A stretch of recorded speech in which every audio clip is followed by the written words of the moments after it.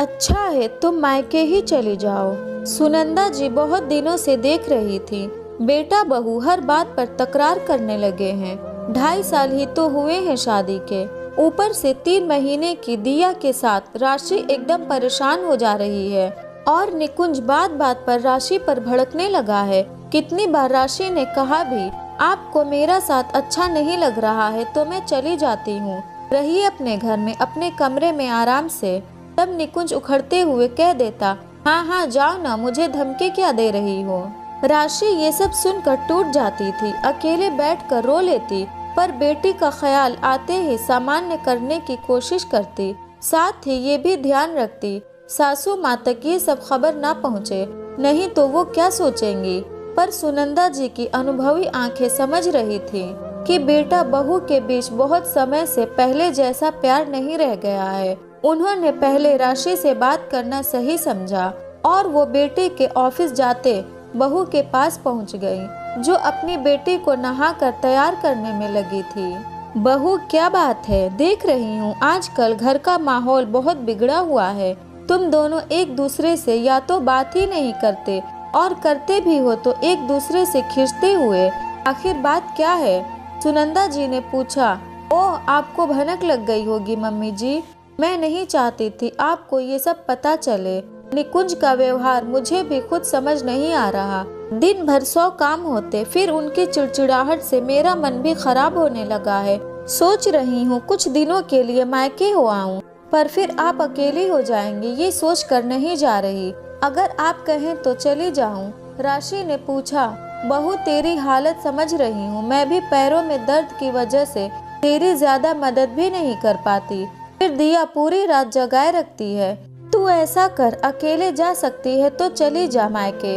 वो रमिया को बोल देना हमारे लिए खाना भी बना दिया करेगी, जो पैसे बनते वो ले लेगी, बाकी तो चिंता मत करना। सुनंदा जी बहू की परेशानी समझकर बोली। फिर क्या था, राशि फटाफट रात तक की तैयारी कर अपनी और बेटी की पैकिंग कर निकल गई।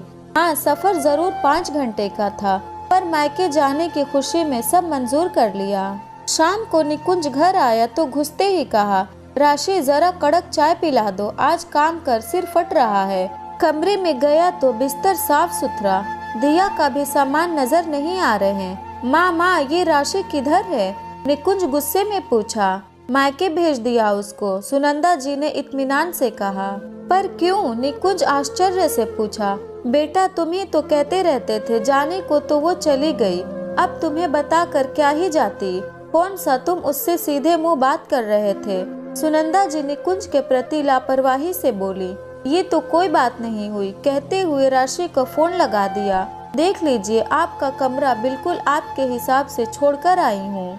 ना मेरे कपड़े बिखरे हैं और ना दिया का सामान इधर उधर फैला है। आप यही तो चाहते थे ना? राशि ने कहा। हाँ ठीक है, कह निकुंज ने फोन रख दिया। बेटा अब बताओ क्या चल रहा है तुम्हारे दिमाग में, जो राशि से इतना चिढ़ने लगे हो? सुनंदा जी ने पूछा। माँ, मुझे कमरे में जरा शांति नहीं मिलती, हर तरफ दिया का सामान रहता, रात भर ठीक से सो नहीं पाता, ऊपर से काम करके थक जाता हूँ। पहले राशि मुझ पे ध्यान भी देती थी, अब तो सारा समय बस बेटे पर लगा रहता। पहले मुझे बहुत अच्छा लगता था, वो मेरा कितना ध्यान रखती थी, मनपसंद खाना खिलाती थी, कपड़े निकाल कर रखती थी, पर अब कुछ नहीं करती। बस ये सब देख मुझे गुस्सा आने लगा है।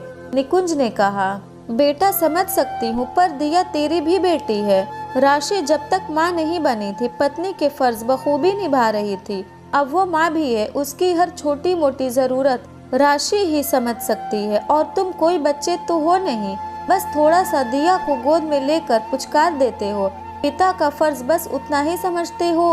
वो रात भर जागती सोती, तुम बड़बड़ाते रहते, एक बार भी राशि की मदद करने की सोचते हो? बेटा जिंदगी बच्चे के आने के बाद सिर्फ तुम्हारी नहीं पत्नी की भी बदल जाती है। बेटा तुम ऐसे करते रहो ना तो सच में एक दिन राशि छोड़कर चली जाएगी। दूरियों को जगह मत दो, बात कर हल निकालने की कोशिश किया करो, वो भी इंसान ही है। सुनंदा जी ने समझाते हुए कहा। निकुंज कुछ सोचते हुए बोला। माँ, सच में मैं बस अपने बारे में ही सोच रहा था, राशि के बारे में कभी सोचा ही नहीं। अब जब गई है तो कुछ दिन रहने देता हूँ, पर जब वो वापस आएगी दिया की थोड़ी जिम्मेदारी मैं भी उठा लूंगा। चल तुझे अक्ल तो आई, अब मेरी बहू से प्यार से बात कर ले। और बहू जाने से पहले खाना भी बनाकर गई है, आकर खा ले। सुनंदा जी ने कहा, राशि यार तुम्हारे बिना रहने की आदत नहीं है, जल्दी से आने की कोशिश करना। और हाँ, मेरे व्यवहार के लिए मुझे माफ कर दो, मैं तुमसे पहले की तरह ही सारी उम्मीदें करता रहा। ये भूल ही गया कि अब तुम पर पत्नी से ज्यादा माँ की दोहरी भूमिका निभानी पड़ रही है। अब से ऐसा नहीं होगा, प्रॉमिस। निकुंज फोन पर बोला, पता है निकुंज, कभी कभी मुझे लगने लगा था अब तुम्हें मुझसे पहले सा प्यार नहीं रहा, तभी इस तरह व्यवहार करने लगे हो। राशि ने कहा, नहीं राशि, बस मुझे यही लग रहा था, तुम पहले सा ध्यान नहीं देती। अभी माँ ने भी यही समझाया, तभी तो मैं तुम्हें जल्दी आने को बोल रहा हूँ। कुछ देर बात कर निकुंज ने फोन रख दिया। 10 दिन बाद जब राशि घर आई, सुनंदा जी के चेहरे पर अब संतोष के भाव दिख रहे थे। कभी कभी दूर जाकर भी एक दूसरे को समझा जा सकता है, जो पास रहकर नहीं समझ पाते। अब तो समय और बदल रहा है। अब तो हर लड़की चाहती है उसका पति हर कदम पर उसको सहयोग करे, जैसे वो करती है। पर कुछ पति समझना ही नहीं चाहते और ऐसी परिस्थितियां उत्पन्न हो जाती हैं। अगर ये स्टोरी आपको अच्छी लगी तो इस वीडियो को लाइक करें और नए हैं तो हमारे चैनल को भी सब्सक्राइब करें।